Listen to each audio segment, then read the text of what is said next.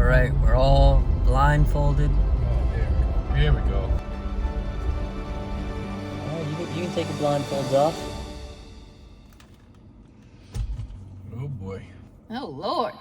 As I sit here in this empty living room, my thoughts fill with anything but emptiness. This is the same living room and home that I spent the first 15 years of my life in. One of the biggest blessings of my life is that my parents always made sure that my sister and I had a roof over our head, food on the plate, a good education, and everlasting love. What you're about to see is the real life story of how I accidentally bought back my childhood home. Over the course of the last several years, I've spent over $500,000 on cars alone. I love them and I enjoy them, yet my friend and mentor Daniel just never seemed to understood why I would buy these nice cars but didn't own any property. And after all, we are the sum of the people that we spend the most time with. So naturally, I began down the path of investing into real estate, and now we're here. And before you see this journey, I just want to say none of this would have been possible without taking the risk to build my personal brand and create a digital business. Enjoy the video, and at the end, I'll meet back up with you to go over the numbers.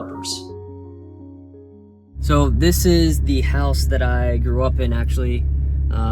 Right here you can see, and I haven't been here in a long time, and I just drove into the neighborhood and it feels like a time capsule almost. It feels kind of weird. I think I literally see one of my old neighbors up here. I might go say hey to him. But like now in my life is a time where I think I was supposed to be graduating college right now, getting my first job. I mean, in this economy, I would say most people that age are probably still living at their parents' house after they finish college and they get their first job until they get a raise or get something substantial enough to be able to pay them enough to get their own place. But for a lot of young people, that doesn't really make sense right now. And now that I'm back here at the old house in the old neighborhood, like it brings back a lot of memories, because if it wasn't for entrepreneurship and that kind of thing, social media, I would not have been able to have generated over 3 million in sales by now, have the biggest digital dropshipping community in the world, the best community in the world, and be able to like do what I do for a living. It's the biggest blessing in the world to be able to use social media, spread positive messages, share the things that have changed my life, and just connect with like-minded people, because it actually all started here in this neighborhood and at this house, because my group of friends here that I grew up with, you know, as I started getting to like middle school, you know, it's kind of an awkward stage, but I started getting really into like Vine when it was a thing, and social media, and I started staying inside more. I started just hanging out in the house there. I'm gonna try and find a picture of my room in there, the setup I had. I think I have a picture, but I would stay more in there, and I found that like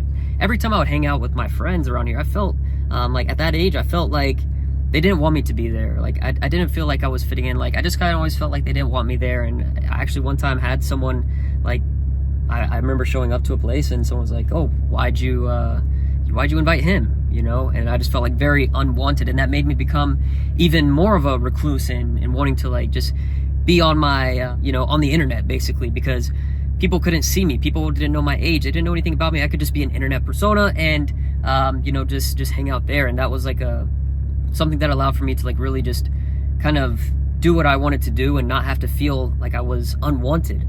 And it's really interesting because, you know, most very successful people, like the very, very successful people that you learn about, they always have some type of origin story. Maybe they were abused when they were younger. Maybe they have some type of crazy story that led them to always wanted to be like the best and the most competitive and the most successful. But, you know, honestly, I never felt like I was really that was never me. I wasn't that person who was like had this like super crazy story. I was just someone who felt like I was unwanted, so I wanted to you know, do something else. I can see my old neighbor's coming over here right now, actually. I don't know if he's trying to say what's up or what's going on, but we'll see. He's coming here right now, actually. So give you a second. Hey Dad, how are you? Get the hell out of here. I'm like, I have to go. How are you? Go say, man, I love your car. Thank you. You want to drive it? Who you were? You want to drive it? I'm afraid. What? No, I can't. Oh man. How you been? Good, just busy. I was just in town for a little bit. I was like, I'm gonna roll over here. I haven't been over here in a long time, and yeah, it's good to see you here.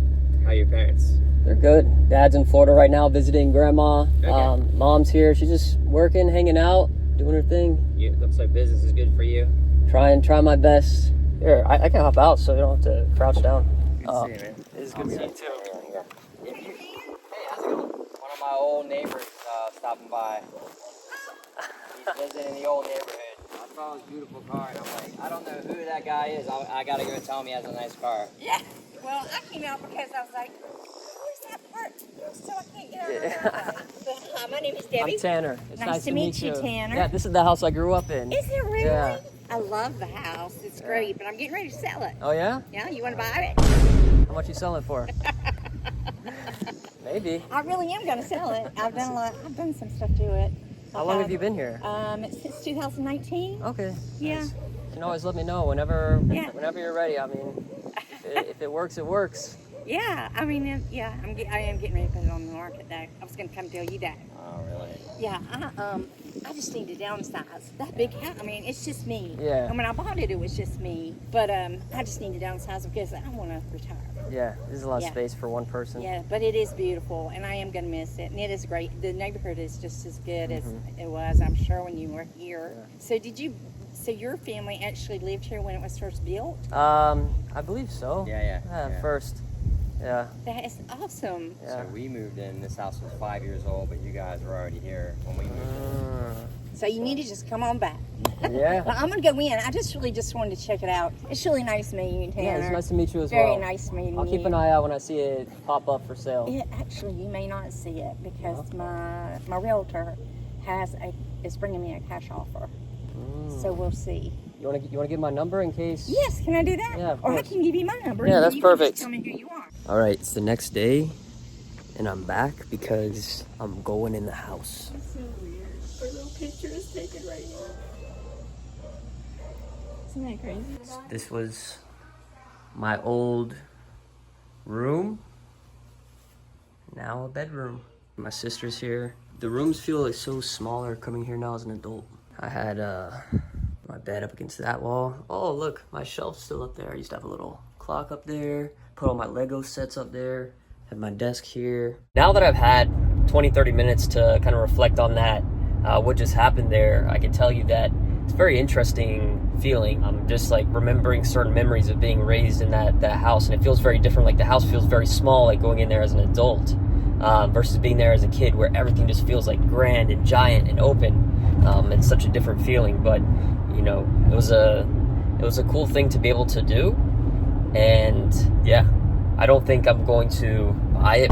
Probably not. Like the number just doesn't make sense for it, but I don't know. We'll see.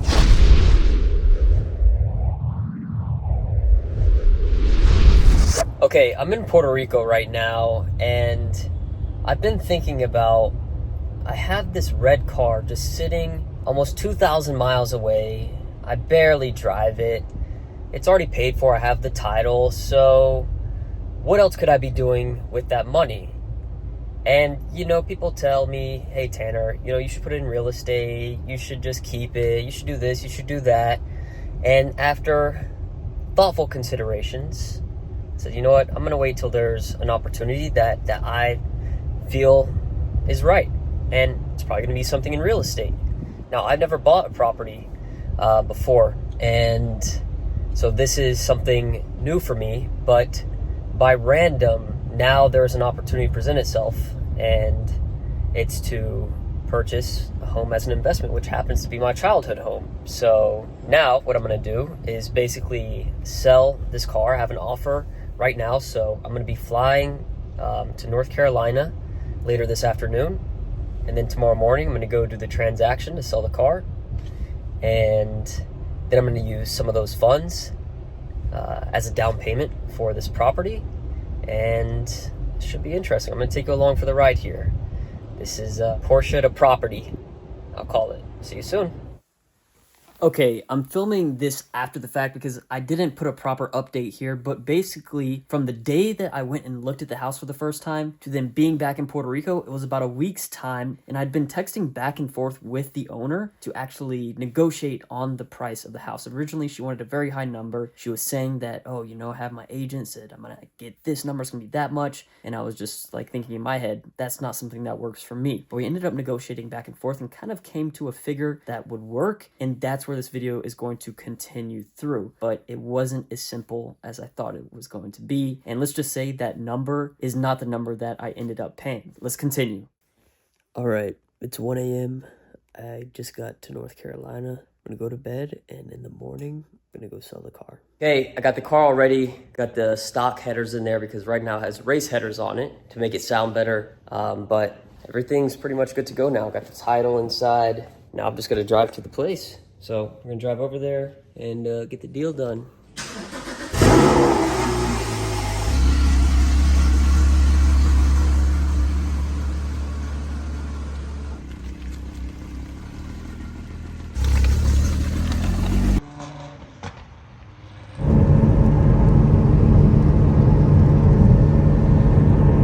Okay, I'm at the dealership right now that I'm selling the car to, so if you want to buy the car, I don't know how long it'll last because it's a perfect car, but here it is.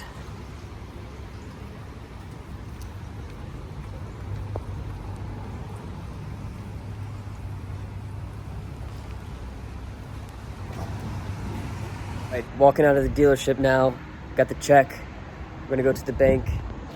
Car's officially sold. The best car I've ever owned. I think for the money, you can't really get much more car than this. A Porsche GT4 981 with the seats, with the brakes, with the color, the race headers by Dundon. I mean, it's everything you need. So I was just telling, I got my friend Vince here. Vince has been in the videos for a long time, back since 2018. Actually, bro, where I really learned how to drive manual was not in this. It was actually Genesis. in Vince's Genesis. Leaving the parking lot. We got videos of that. That's pretty funny. Maybe I'll put something in here, but you're still on. You're still on. Yeah, Vince came over here, so It's the last time these two cars. Well, I don't know. We'll see. Hopefully not the last time these two cars are together, but they've had some good rodeos together. For sure. I was telling Vince, I think it's gonna hurt a little bit now, but down the line, I think it'll all make sense because we're calling this the Porsche to property. So, see you soon. I got back home to Puerto Rico yesterday, finally. There was a ton of delays and cancellations because of Tropical Storm Ernesto, but now I'm back in the office and I got a contact for an attorney. I'm just kind of like going through the list right now. Basically, I have a good friend of mine and mentor, Daniel, who's helping me work this deal. Basically, like having me do a lot of the work, but he's guiding me along that way and helping me. So I'm gonna save, a good amount of money by doing it this way, but also I'm gonna be learning a lot in the process, which I already am. So since yesterday, I've been working on this purchase agreement, trying to get everything sorted. And it's a lot more complicated than I expected, honestly. But I know that it's just kind of part of it since it's my first time doing this. It's going to be a little more complicated, but just like anything else with repetition, I know that it'll become more normalized and easier to go through with. But I'm trying to do that, and then also keep the seller, make sure she has peace of mind and understands we're working on this and moving forward. And because we've already worked on a price deal, so what I'm going to do right now is actually call this attorney that Daniel had sent me. And he's going to be doing the closing. Well, that's what I'm going to be calling him about. See if he can do it. So I'm going to give him a call right now, actually. And yeah. Please leave a message after the tone. Well, it's the middle of the day. I understand lawyers can be busy in the middle of a work day. So dropped a little message. I'm also going to drop him an email right now. And I need to do this because I needed an attorney to complete this closing agreement because there's a section where I need to add a closing attorney there. So I'm going to drop him an email now, and I'm going to put him on the agreement for right now, and maybe something changes. But since Daniel referred, I trust it's going to be good. But yeah, and then I'm going to continue on with the contract. There's a few things I need to ask the the seller, other things that I need to fill in. I have a list here on my notes that basically lead all the way to closing, because this way I can know what I'm working towards. So my first thing today was call the attorney to confirm. He didn't answer. add him as a contract as closing attorney. Number 2, ask the seller about furnishings, complete the contract. There's a lot of other things to do in there. Have Daniel review it, signed by me, signed by the seller, and then talk to Daniel. I'm going to talk to him today about like financing and bank stuff before I submit these documents and purchase agreement to her mortgage company to potentially work with hers and assume a loan, which could be a pretty good deal. Then submit that. They're going to send me an application. I'm going to send my application to them. I need to call homeowners insurance, survey, inspection company, and then basically getting everything in line. Like if we get up to that point and we get everything in line, then I mean it's just a matter of closing. But all these things take time, and man, it's kind of complicated, like I said, but I'm excited for it. I'll see you in the next update. It's the next day now. A lot has happened. Last night I worked to finish up the contract. Actually, ChatGPT helped me with figuring out a lot of the things that I wasn't aware of and didn't know what they meant, like plat books and this and that, property IDs. But I was able to go ahead and take care of that. And then in the morning, Daniel, he basically walked through it with me on the phone to make sure everything was good to go. I sent it to the seller so she could review it and sign it, which she did. So that means I have the final purchase agreement completed and the assumption agreement. So now I emailed those to the mortgage company earlier today, and then they sent me a credit application, which I just submitted right now, which it was actually easier than I expected it to be for the credit application or the mortgage application. I'm not sure what you call it, but I'm sure, you know, it'll be a little bit more complicated once someone actually reaches out and, you know, we continue that process. So as of right now, you know, a lot of things are in the way. I think my next steps now, I need to, now officially we're under contract as of today. So actually the clock is ticking. So I have a due diligence period of 3 weeks I set and 45 days for closing. Hopefully that's enough. And I'm going to go ahead now and, well, I just submitted this and I need to now start calling survey. What's the other one I need to do? Survey, not appraisal. Not yet, at least. Oh, inspection. How could I forget? That's like the most important thing. We have to do an inspection, make sure everything's all good. But yeah, talk to you soon. Right now, it is 3:10 p.m., Sunday, August 18th. Now, I made a little bit of a mistake because I didn't call the homeowners insurance or the people to do the survey or inspection until Saturday, yesterday. And of course, most of those, well, 2 out of 3 aren't open on the weekends. So that's my own fault for waiting. But I did get an answer from the guy who does the homeowners insurance. These are all referrals that were given to me. So I called him, I gave him the information he needed, and on Monday when he gets back to his office, he's gonna be able to, you know, start working on that for homeowners insurance. And then I left a message and also emailed the other companies for the survey inspection. So I hope to be in touch with them on Monday so that we can get the ball rolling there. And that's really what's happening. So I think next week will be like a big needle mover week. Like a lot of stuff is going to happen. And yeah, we're on track for, the date is for due diligence to end on September 5th. And then closing on September 30th. So let's see. Good morning. A little update. Today is Monday.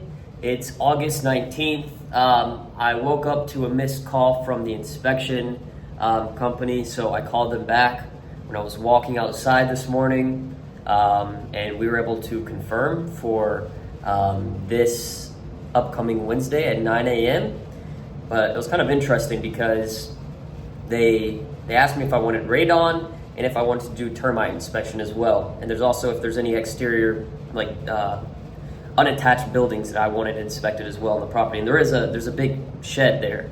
And so I told her, hey, I'm gonna call you back so I can confirm the time with the homeowner who's there, where it's occupied, and I'll let you know about these other things because I wanted to, you know, talk to Daniel and get the right answers before I call back, just learn a little bit more. And he basically said, yeah, you should do those things as well, because I asked her as well on the phone call, like the extra costs included, and it wasn't like a crazy price difference. So it just made more sense to, you know, get these extra points in case there's something we find or something, you know, that needs to be taken care of and can be used to further, you know, work on this deal. But then after I got off the call with the inspection person, I got a call from the survey company. They asked me a couple questions. I gave them the answers, and then they said they were gonna put together a quote and then get back to me. So the ball's definitely rolling here, but the owner of the home, I texted her to confirm the appointment for the inspection this Wednesday, and she said she's in the ER, so hope everything's okay. She said to say a prayer for her. I said I will. I did, and yeah, hopefully she's okay. But other than that, it's Monday, the ball's rolling, and right now I have here, this is for the inspection company. Basically, they emailed me here, since I'm not going to be there on site, since I'm in Puerto Rico and the house is in North Carolina. I'm going to be going ahead and paying here online, so they can go there on Wednesday, 9 a.m., and they're going to take care of it, and then I'll get all the reports and stuff here. So yeah, this should be good next step. You know, this is part of the process. Another thing too, actually, I forgot to mention, I just got an email this morning as well from the attorney office that I have doing the closing. They asked me for, let me check it right here. They said closing is scheduled for 9/30/24 at 10 a.m. Per the contract, this is an assumption. Please forward the documentation you've been qualified for from her lender. Thank you. We look forward to working with you on this transaction. So that's good, but I don't have that documentation yet, because that's really like the slowest moving part right now is that, but it is Monday. I just submitted that on Friday. So, you know, I think we'll be all good there. But yeah, I'll see you in the next update. It's time for another update. Today is the 21st of August. I don't remember when I did the last update, but today is inspection day and the termite day, and what else? I mean, several things have happened, honestly. So I just got back the inspection report. I haven't opened it up yet. The termite report came back good to go, showing that there was previous treatment and traps or whatever it is there. So that's good to go. I got an email yesterday from the mortgage company basically saying, hey, you know, yesterday was Tuesday. They said, hey, we received your loan application, but it's probably going to be like a couple weeks before we get in touch with the coordinator. We're just going in order of how we received them. I guess they're overwhelmed, even though I thought mortgages are like at a record low right now in the States, but I don't know what's going on. And they were saying how the process can take up to 90 days. And I'm like, closing's in like 35 days from now. So I started just kind of preparing to get ahead. They said what documents we'll be requesting. So I have my accountant send some documents just to kind of be ready. And I don't know, I'm gonna have to talk to Daniel today to see his perspective about this, if it's gonna be too late or what we're gonna do, but it's definitely like pretty worth it to get this assumable loan of what's left of it at that low interest rate. So we wanna do that and, you know, keep things simple. Another thing that happened too is the survey company was supposed to give me a quote and they were just taking forever. I called them, they don't answer, called them, they don't answer. And then I got another referral for another survey company. I sent an estimate there, didn't get anything back from them. I'm like, damn, do survey companies, they're just like slow like this normally or what? But I just got a phone call about 15 minutes ago from the original survey company. They gave me an estimate, $950 for corners and stakes, $350 for the non-recordable map. I don't know if that's normal or not, so I'm waiting to get feedback on that. And then if it's pretty normal, I'll get the confirmation to them and schedule. But now the next step is opening this inspection, so we'll see what happens. Okay, I just went through the entire inspection report, 24 pages. In the summary at the top, it shows the main things that are the most important, and I just went through it for the first time. My two main takeaways as a complete beginner in this is that the air conditioner and furnace for the second floor of this home are both original, you know, like over 24 years old. And with that being said, they have issues, as were noted in this inspection. And even when I went to look at the house for the first time on the inside, not knowing that I was gonna buy it, the air conditioner on the second floor wasn't working. So that's definitely a known issue and thing that I'm gonna get some quotes on just to see, because yeah, they're original, you know, that the clock is ticking on those, because the bottom ones have already been replaced, like the bottom floor air conditioner and furnace have been replaced. So I'm sure it's not cheap, but it's important for sure. And the other main thing that I noticed on here is like the back deck and the porch railings, like the wood and some of those things need to be repaired just for safety, which I don't think is the biggest deal on here specifically right now. But then the second thing in line that I see, I would say, is the windows. So they're recommending resealing some of these different windows, which is important for sure. the railing. And then number 4, what was the other thing that I was considering? There's some small things that need to be taken care of around there for sure, just like how an inspection would show. Oh, actually I would put the railings and stuff maybe 4th. 3rd, I would put now here, there is on the roof, there's a missing J channel above the garage and a very heavy application of caulking. This is an indication of a previous issue. This may not be an active leak, but this is not a typical repair and may fail. So something I don't think is like the biggest deal in the world, but it needs to be corrected and taken care of. But yeah, interesting stuff. I'll keep you posted. So I was just on the phone with my dad for like 40 minutes and somehow we got onto the topic of properties and houses and this type of thing. And he's like, yeah, I'm pretty sure we only paid like, $180,000 for the house you grew up in. I was like, and that's the house I'm buying. I'm like, and he doesn't know. And I was like, yeah, it's probably worth like double that now. He's like, oh, that's stupid. I can't wait to see his reaction. A random update. It's Monday, August 26th. Further developments is today I had an AC and furnace guy go out to the property to take a look and quote me on replacements for the AC and furnace. But the homeowner, she actually beat me to it. She had someone come out and like do some little like Band-Aid work, I assume, on the units.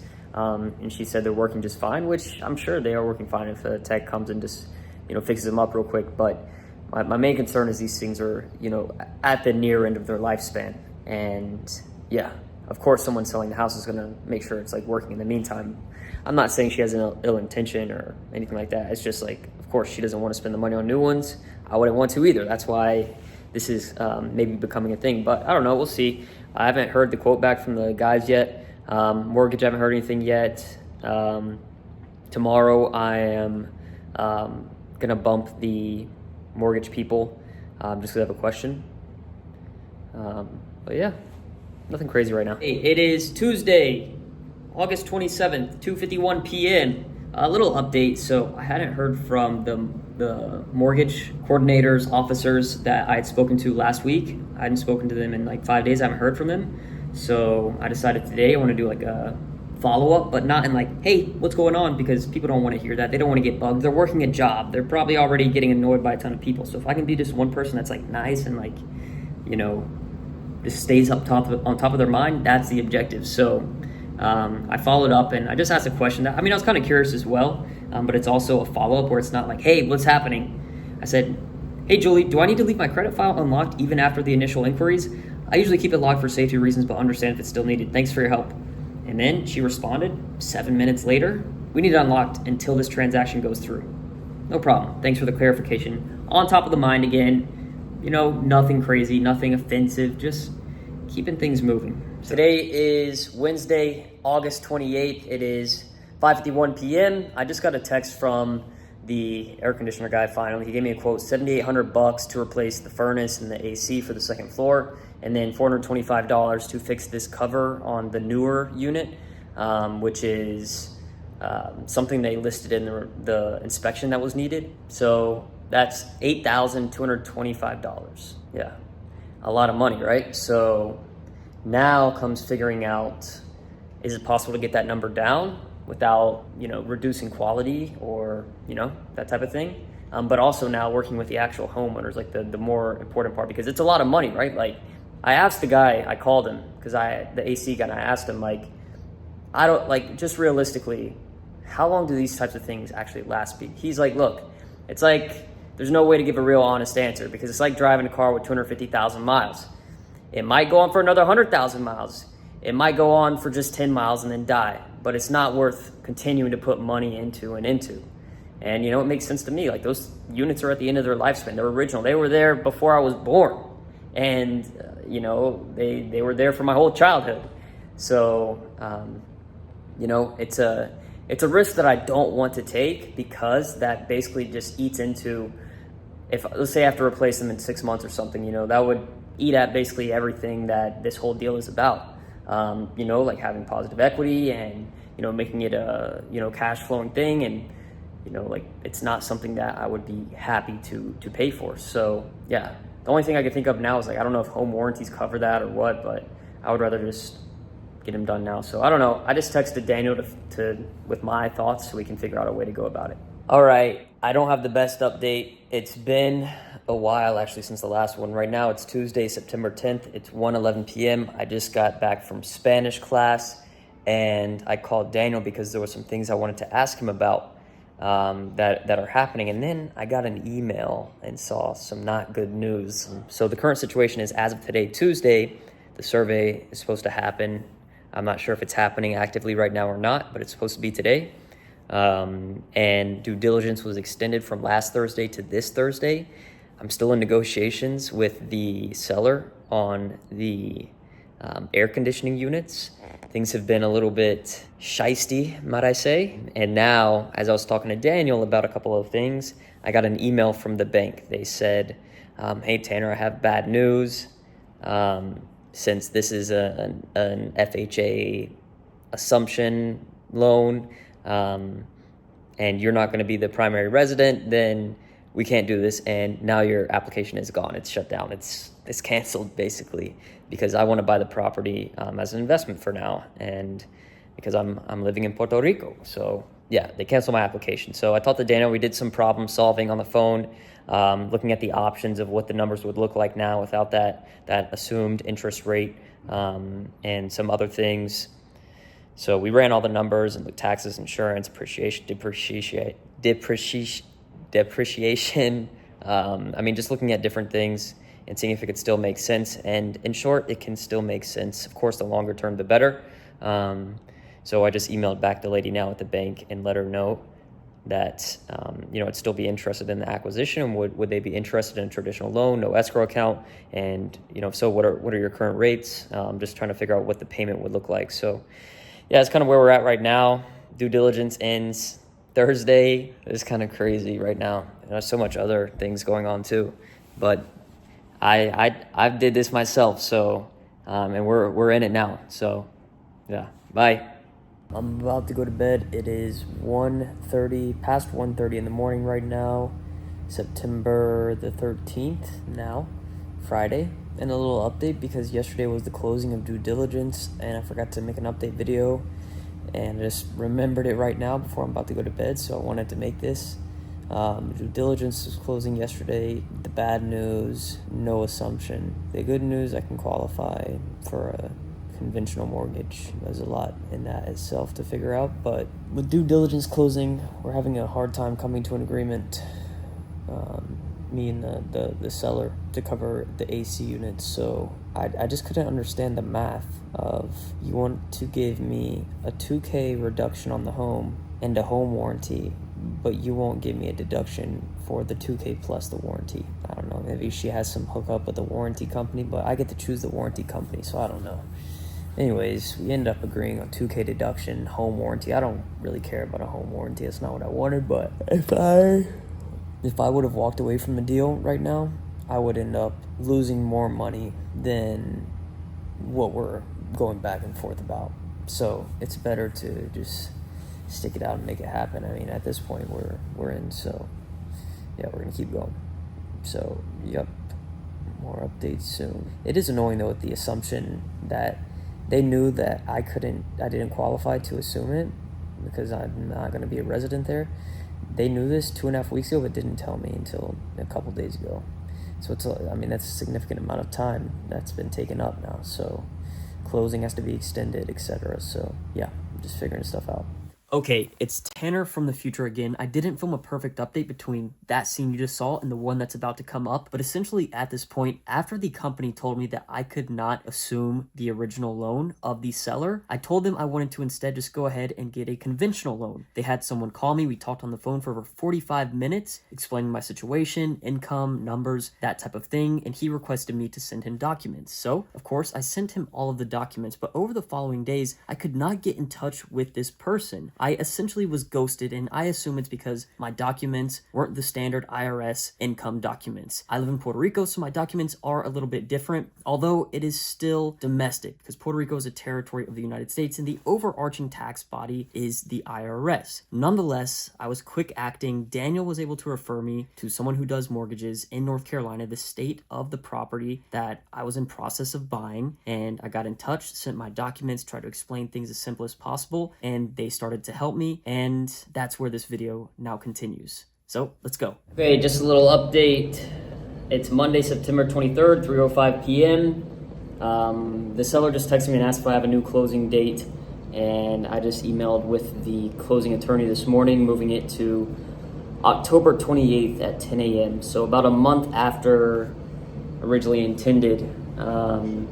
It's unfortunate, but just got to get it done. We're having issues with the mortgage because of my Puerto Rican documents and just getting the pre-approvals on there because it's kind of complicated with the returns. I would expect a Puerto Rican mortgage company would maybe be more understanding of these types of documents, but for a company that is in North Carolina, not so much. But it's based on a referral, which gives me some more hope. But yeah, I just got to make some things happen, so see when the next update is. Current update, September 26th, Thursdays, 12:41 p.m. I just got a text, not a great text, from the current lender that they've been having the tax returns translated because they're in Spanish, and that their Spanish-speaking loan officer in California is saying that it might not be able to work because it's foreign returns. And that's not good news, but I'm pushing back because I understand it's up to the lender at the end of the day, but they aren't foreign returns. They are not standard IRS normal for the most part.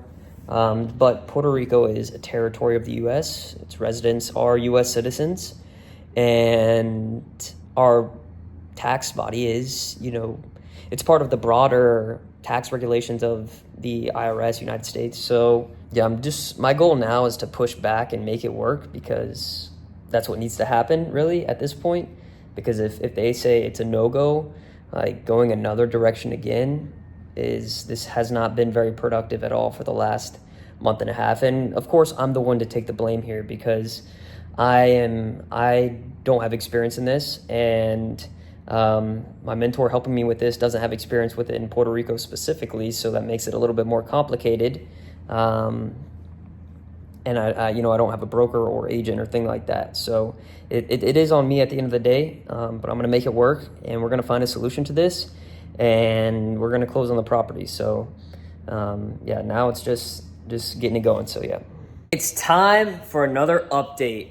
Today is October 9th, 2024. I just looked, the last update was September 26th, so that was almost 2 weeks ago, and it wasn't looking too good in those last several updates. Over the last month, very slow, not great updates, but I didn't give up. And now I have a good update. So the update really is that we made a breakthrough with this mortgage company finally. The issue this whole time really has been the complexity and the confusion and the difficulty of having Puerto Rico tax returns and getting a mortgage for a property in the mainland with a mortgage company in the mainland. And some of the tax paperwork is a little bit more complex, and it appeared to the underwriters as foreign, and foreign is not something they really wanted to do, but in fact it's actually domestic. So after going back and forth and really just trying to push through,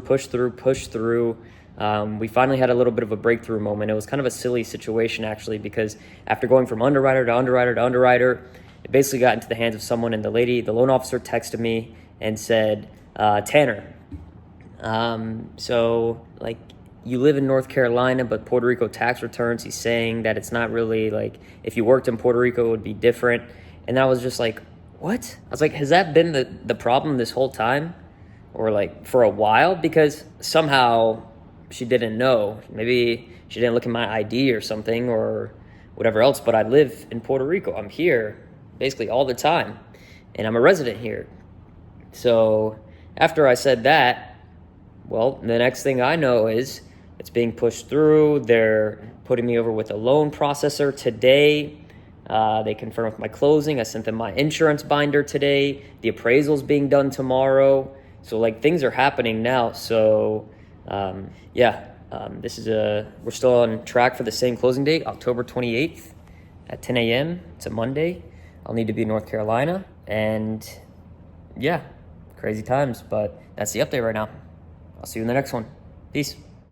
Okay, update maybe an hour later. Now the appraisal is being put on hold. They have to figure something out with the income. It's 10:32 p.m. the same day. It's a crazy hell of a day. Right now, the Hurricane Milton is hitting Florida. But I don't think I filmed an update of what happened since the last update today. But basically, they told me that we're gonna put the appraisal on hold. And I said, can we just go ahead and do it anyways so it's ready? And she's like, I just don't want you to be like out of this if it doesn't work out. And now in my head, I'm like, whoa, not working out. What's going on here? So I asked her, I said, how confident are you that it's gonna work out on a scale of 1 to 10? She opens it, she doesn't reply for a while. I'm like, all right, if she doesn't reply instantly with like a 10 or an 8, then it's not a good sign. She didn't respond for, 10 minutes or so, and she said 5. I didn't respond. And as soon as I saw that, I took a screenshot, I sent it to Daniel, my mentor helping me through this deal, and I'm like, shit. And he's like, let me call someone right now, just so we can have like a backup plan. And a few minutes later, he invites me to a 3-way call with me, him, and another guy. And basically, this is another person that does things that, like mortgages, they're a lender, but this person has a little bit more flexibility and can do things quicker and can do things like this. Like in Puerto Rico shouldn't be an issue because they can do other type like DSCR loans, etc.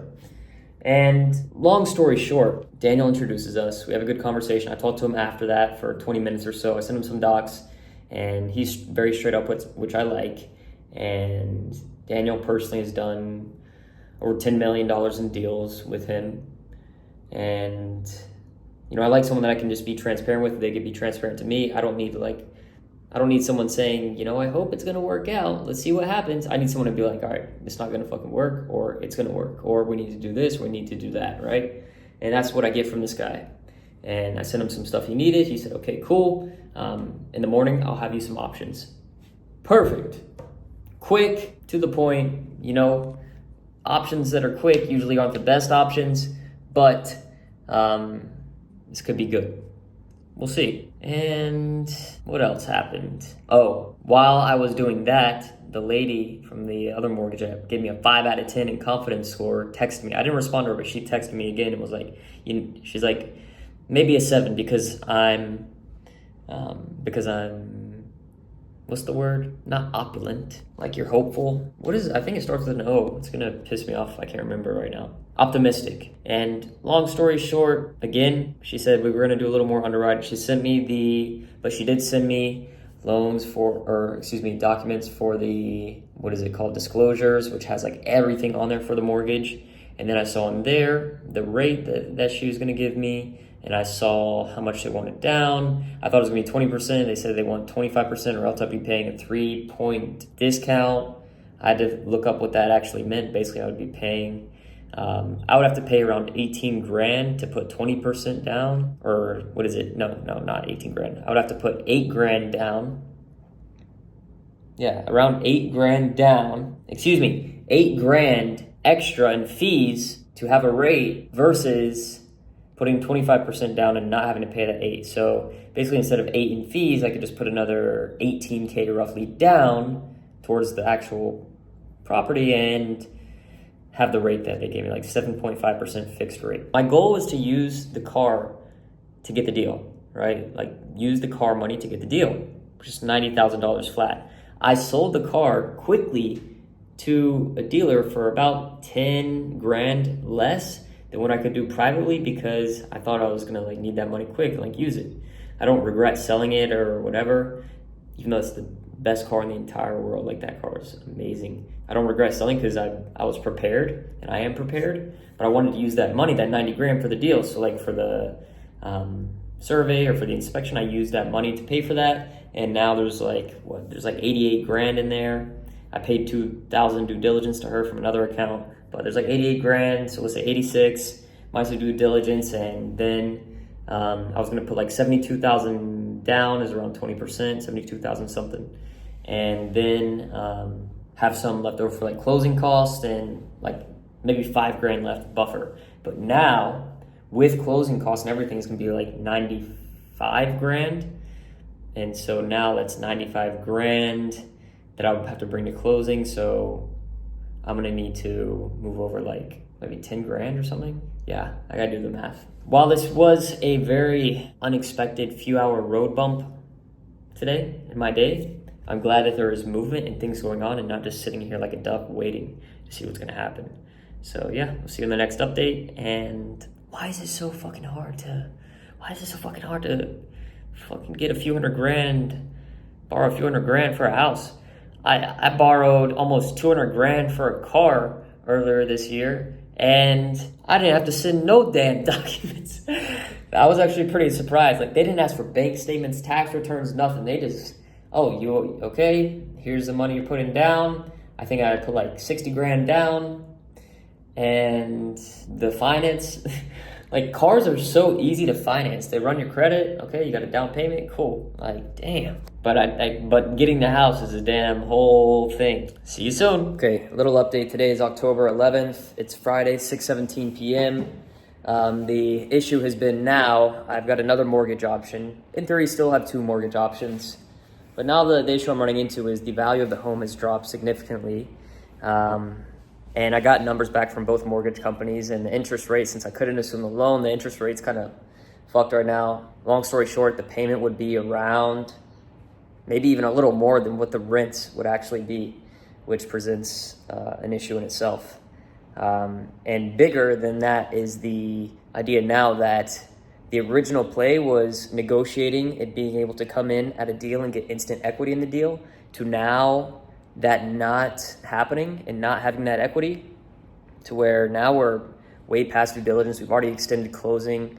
I would hate to back out in terms of, one, I would like feel bad just as a person. I would feel like, I don't know if that's a good thing or it's probably a bad thing as an investor to feel emotional like that. But I would feel bad for her. And then the other side is, I mean, I would lose around $4,000 is what I'm in right now so far that I can't get back if I walk away. But yeah, I'm about to get a call from Daniel so we can look at some of the numbers and stuff, but it's a situation. Talk to you soon. All right, little update on the home purchase. Today is Tuesday, October 22nd, 2:25. I've been here in Bonaire for a week, and there was some issues with the some things that we had to go back and forth on, but now officially I just got the message that it is conditionally approved. So we're supposed to close in a few days on Monday, but I don't think that's going to happen because they're saying it might take a couple extra days, but I don't have a couple extra days to be there in that area.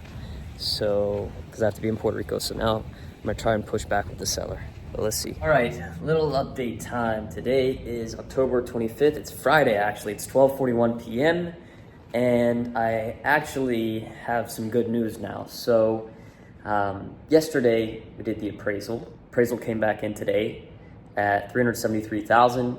I'm purchasing for $359,900. So there's still a little bit of equity left in the deal, which is good. And that's helpful. And also I've kind of sorted through some of the other things with the mortgage company. For some reason, this is one of the hardest things, most headache things I've ever had to deal with. And all for me to spend a ton of money, to spend the most money I've ever spent at one time and go into the most debt I've ever gone into.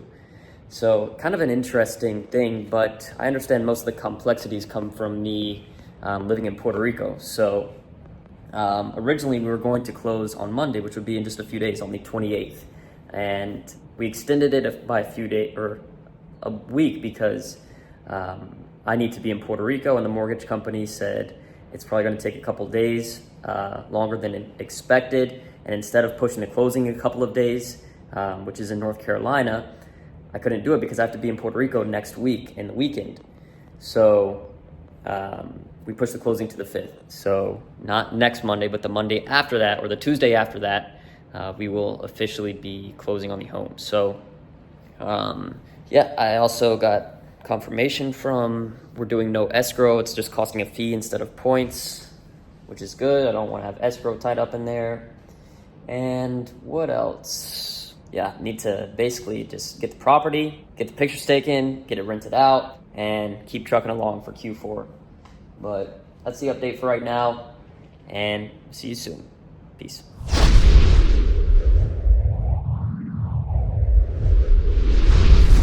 All right, well, it's about 9 p.m. I just landed in Greensboro, North Carolina, and soon, tomorrow, we're gonna be closing, so tomorrow's the day. So it's the next morning. I'm here in North Carolina, and I'm driving my dad's Jeep over to the bank so I can get the cashier's check for the amount due at closing. It is $102,099.24, or it's $102,024.99. I believe it's the second one I mentioned. My dad's actually driving right behind me, not because he has any idea of what's going on or what I'm doing, but because he's going somewhere as well right now. He's going to the gym. And yeah, this is exciting. We're almost completed here. Just these last couple of steps. So I'm gonna head to the bank now and get the check, and I'll check in with you then. All right, I just picked up the check from the bank right now. $102,024.99. This includes insurance for a year, down payment around $89,000, closing costs, everything really needed to make this final transaction to purchase the property. So these are the final steps here. Now the very last things, we just actually have to go to the office, have an appointment in less than an hour, and then we're gonna sign all the paperwork, and I should get the keys, and then we gotta get this baby rented. So I'll see you in the next step. Now, of course, I'm gonna share all the actual numbers with you once we get to that point. I was just kind of telling you an estimate since I just picked up the check right now, but I definitely want to keep things transparent and show you, since this is my first property, and there's things I'm learning, and I just want you to see the actual process in the case that you do this for yourself someday. So I know this is just the start for me right now. This is going to be the first property, and then I'm going to get to 5, then I'm going to get to 10, then I'm going to get 20, then 50, 100, and then who knows where we go from there. But I know that this is going to be a great route, and eventually will probably become something that I do full time. It's just focusing on scaling investments, and in this case, real estate. So yeah, I'll see you soon. I just arrived here at the closing attorney's office, so I'm about 20 minutes early to my appointment, but I'm just going to go there anyways inside and see. Potentially they can let me get started earlier, which would be great. If not, no worries. And I just want to remind you something special about this, that I'm literally buying my childhood home back. I was thinking about it as I'm driving here, and like how crazy that really is. Like, this isn't just me buying a property or buying an investment or buying a house for myself, but this is my childhood. Like, you know, the most fundamental years of my life are in this home, and I'm now buying this home back to put it back into our family and to keep this. And, you know, whatever I do with it in the future, I don't know what's going to happen. I don't know what I'm going to do.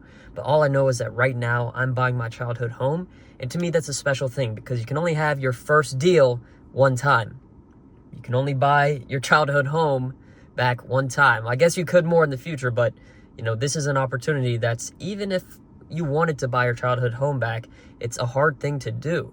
And this just kind of happened. Right place, right time, doing the right things all the time. I guess they kind of add up. I'm gonna go inside now, and I'll see you there.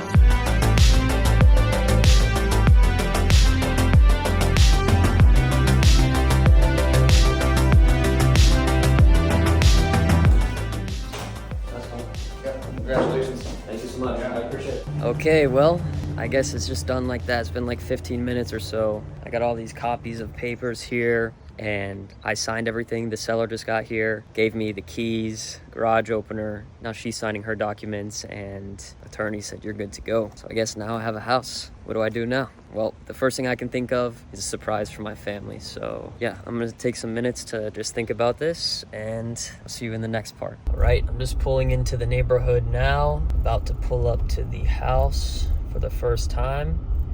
It looks like there's a couple miscellaneous items that were left out for the trash that are still there by the seller. Grass looks like it needs a little bit of care, but we're here. Let's see if we can get inside.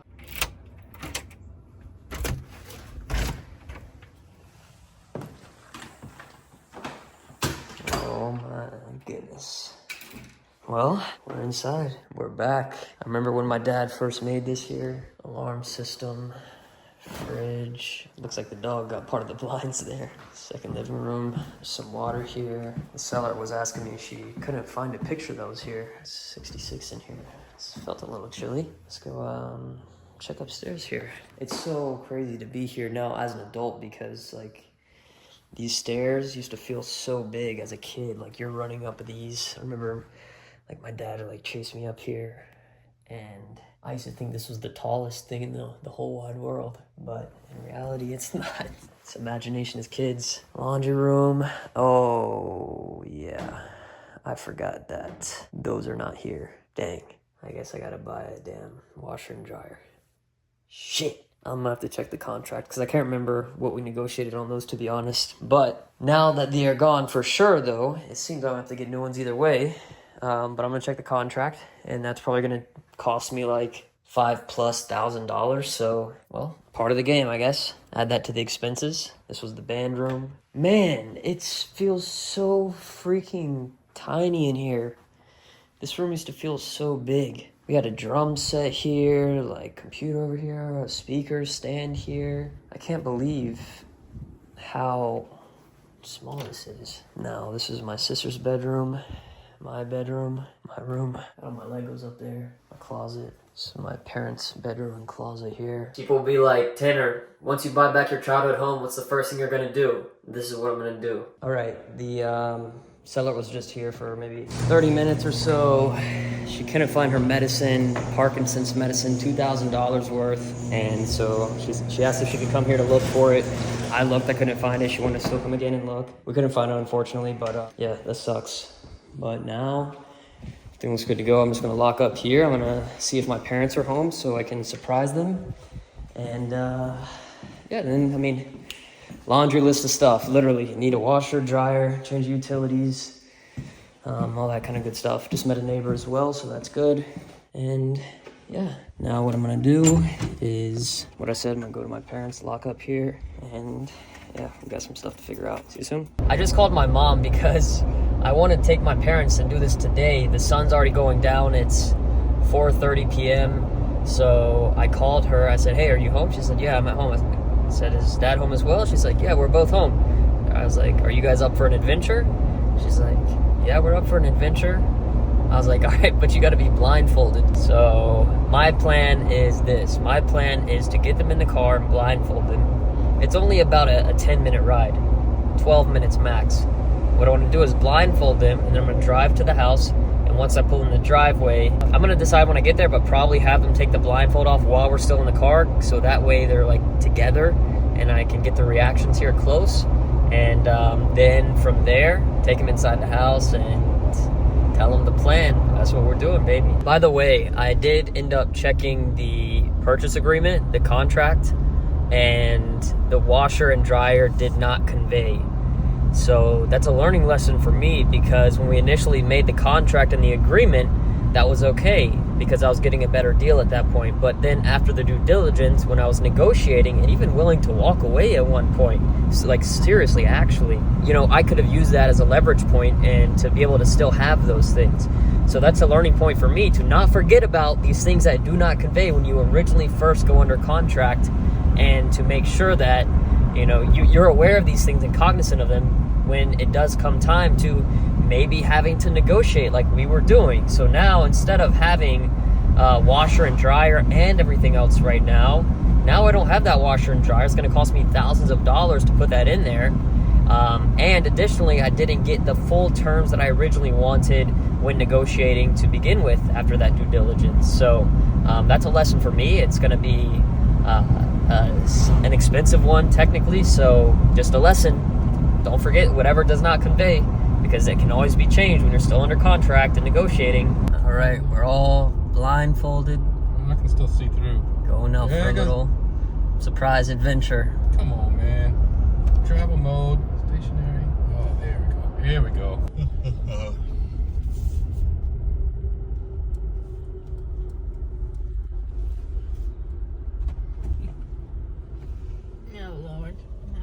This is a restaurant. Driveway Daddy.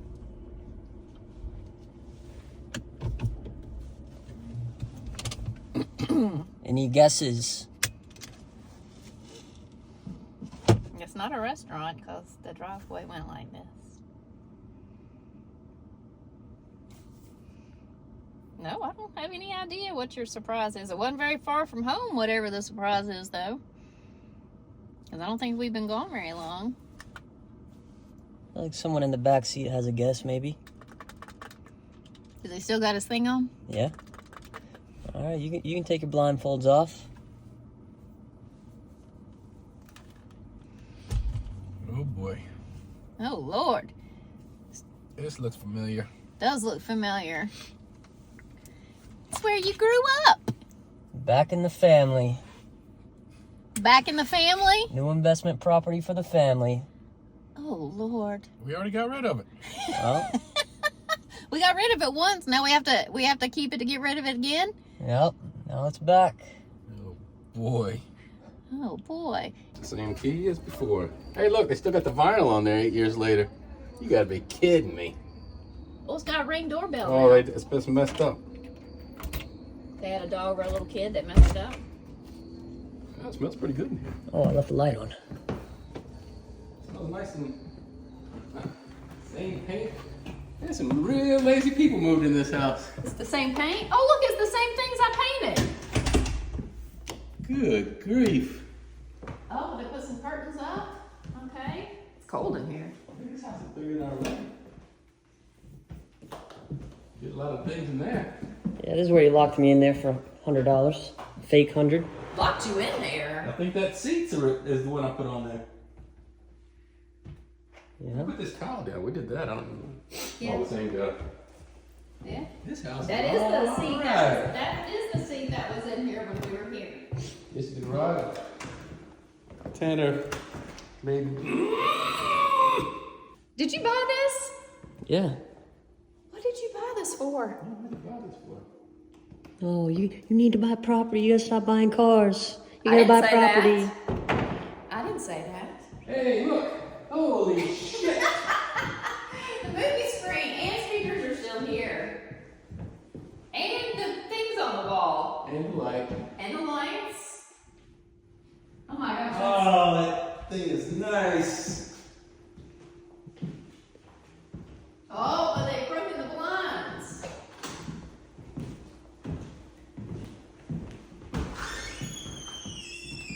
I did a good job redoing this. Oh, nobody painted the porch. Ooh, let me see. I've been wanting to do this for a long time. That's what you've been wanting. I've been wanting to do that for a long time. No, I wrote our initials on here somewhere when we were moving out or something. Hey, Dan. Good to see you. Hey, welcome to the neighborhood. Thank you. I'm just bringing them in for the first time now. Okay. So you can come over. Let me walk around. It's been years. I gotta change this out first. You can replace this fence, man. Is your dog tearing it up? He died. Oh. Nice one, Brenda. Really look sharp to I've gotten so like complacent with what I wear because it Check out your bedroom, bud. Your bedroom. yes.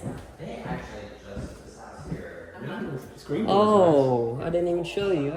On the side, I got a full Generac generator. No, I'm gonna chase you up these stairs. Right here was all the action. My drums here. Make a lot of music in here. My washer and dryer was there. I got rid of all my paintings. The old timey TV in here. Man, this thing is small. All the work I put in painting this thing. That we put in here. A lot of shenanigans went on in here. That's original. Matt put that up, I think. Put my Legos up on there. Hung stuff on here. Remember the Batman on the wakeboard that Yeah. we had here? That spin around? Yep. God, this thing is tiny. Doesn't it feel so small, like being here now? I used to feel like huge as a kid, at least. Well, when I had stuff in it, yeah, it's small. Is the bathroom been updated? Nope. Nope, same shower, same tub. Nope, I put those lights in. I put these here. That's funny. I'm about taller than this thing. Oh my gosh, that's funny. The same. Oh, they added another shower bar. That is funny. Oh my God, those are the same curtain rods. Those are the curtain rods I left. Yeah, they're a little rusty. Yeah, I see they're rusty. I thought that was just the Style. ambiance. That's what they call that. Patina, what they call that? It looks pretty clean. My mirror. I put this mirror up. How long you known about this, Dan? This shenanigans? He was stalking in the neighborhood one day, I remember that. and I noticed the car, and I'm like, I don't care who's in that car. I need to go check it out and just talk to him. But yeah, that's fine. And we're just sitting there talking, catching up, and Debbie came out and started talking, and we kind of talked a little bit and mentioned that she was moving, and he's like, I might be interested in buying this house. You want to see my generator, boy? I got me a Generac. Ooh, nice. I'm home. Yay! Oh, that's even the mirror that we put up in there, Phil. So what do you think? Do you want to move in? I can't wait to be a landlord. Let's see, this house was built in 2000. I think it was new whenever we bought it, moved in. I was pregnant with you. You were my belly. This is the home I brought you home in. You really grew up rich. Oh gosh. Oh, well, if you just closed today, what was the interest rate you got? Now, let's go over the final numbers of this property. Because I'm not actually going to be living here. I'm going to be using this as an investment property, so I'm going to rent it out as of right now. And the reason I want to go over the numbers is because this is my first real estate investment. And I know that 10 properties down the line, 20, 30, 40, 50, I'm going to want to look back at this video because I know at this very moment I have so much to learn, but also I like to document my journey in the hopes that maybe it helps someone else that's watching, or someone sees something that I'm doing wrong and can do better. Or in the future, I can just look at it and be like, wow, Tanner, look at that. Look at when you bought your first property and you did this and you did that, and you should have done that. It's all just here to document. That's what I'm doing with this video. So with that being said, let's go over the actual numbers. I'm not gonna inflate anything or hide anything. I purchased the property for $359,900, which my parents are like, oh, I cannot believe this, because they sold this property about 10 years ago for under $200,000. So it's been quite the change in the value of this property since then. I do know this area well since I grew up here. I believe in the surrounding areas and what's going to happen over time here. So I am hopeful in terms of appreciation over time.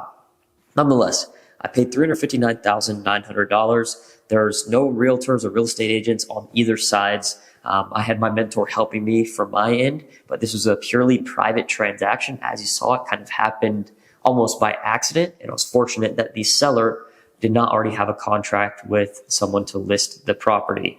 Now, I got a 30-year loan with the fixed interest rate. It's a conventional loan, and I put down 25%. Since this is an investment property, that's what I needed to do. So 25% of the purchase price is $89,975. Now, my interest rate is 7.5%, which makes my monthly principal and interest payment $1,887.35. And on top of that, if I was to prorate and include my property taxes, homeowners insurance, and HOA dues, that comes to $426.58 per month. Now, I purposely did not opt in for an escrow account for these dues. Now, if we take the monthly principal and interest payment due for the mortgage, plus we add the estimated taxes, insurance, and assessments, let me do this real quick here on my calculator. That will bring us to a total of $2,313.93 due every single month. Now, on top of this, I had closing costs of $13,521.83, which brought my total cash to close $102,024.99.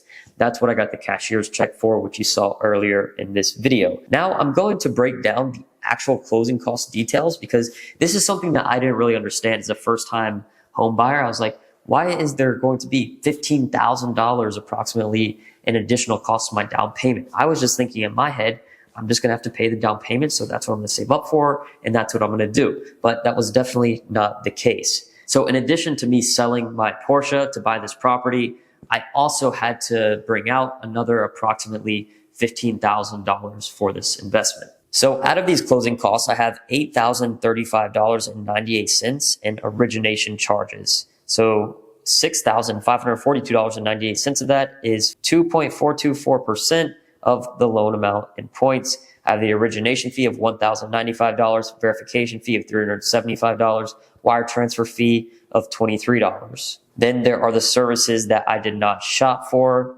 They don't let you shop for with the mortgage company, which is the appraisal fee for $850, credit report fee $54, flood certificate fee $8.50, bringing that to a total of $912.50. And then the services that I did shop for amounted to $1,504.96. This includes e-recording fee for the title by the attorney. This includes lender's title insurance for $529.96.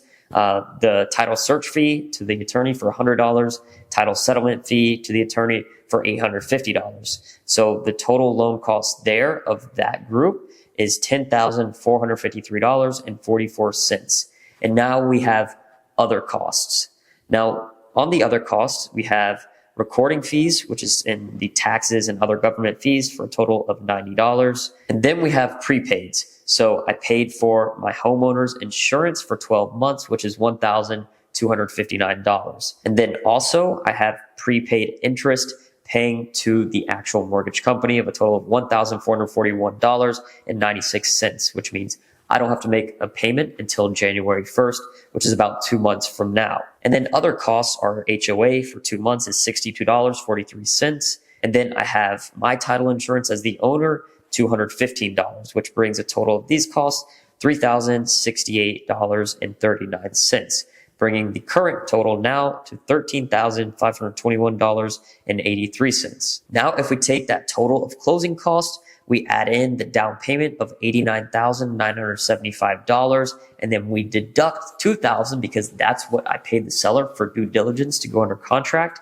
So we use that as a credit, and then we go down and we just have another adjustment and other credit of $528.16, which brings us to a final total needed to close of $102,024.99. Now, the $528.16 credit is essentially just for county taxes that has been paid by the seller in advance for the last 2 months of the year here. So now I'm going to add a couple of miscellaneous things that I had paid for in this process to bring you the total amount of money that I had to use just to close on this property. So what I'm going to do is take $102,024.99, which was the check that I got for closing yesterday.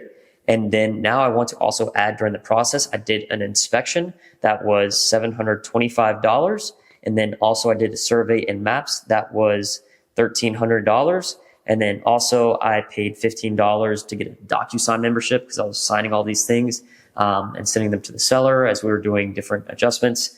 So if I add $15 there, and then maybe it doesn't count, but I'm going to put it because it's on my mind. I just had to buy a new battery for the garage door opener, which is $7.05. Now, of course, that's just kind of for fun. That would bring me to the total of $104,072.04. Without the battery, $104,064.99 was the total cash needed to close on this property. Actually, I'm incorrect because I did not include the $2,000 due diligence that I paid to go under contract. So now that brings us to a total of $106,064.99. That is the total amount of cash that I have tied up in this process and into closing on the property to have the keys, say it's mine, and now be ready to rent it out. Which brings me to the next point. How much is the house actually worth? Well, the good news is that the property actually appraised at $373,000, which is in theory an instant equity gain of $13,100 after closing. Now, of course, if I was to turn around and sell the property right now for that amount, it really wouldn't make that big of a difference. And now a very important part of this entire thing, how much money am I actually going to make on this property as an investment? And the unfortunate truth here is that it's not going to be much from the start. With my monthly principal and interest payment for the mortgage, plus my monthly HOA, my monthly insurance, monthly taxes, with those things being prorated, that brings my total monthly cost to own this property alone $2,313.93. So So the unfortunate truth is that I'm not going to be making much money on this property just as it sits alone, because what I'm expecting to get for rent is around $2,400 per month. So you're probably like, Tanner, $2,400 per month in rent. Your costs are $2,313.93 every single month. And that's not including any other miscellaneous things that you might need to pay for, or repairs, or this or that. And you're right, it's not the highest cash flowing deal in the world. My estimated cash flow is only $86.07.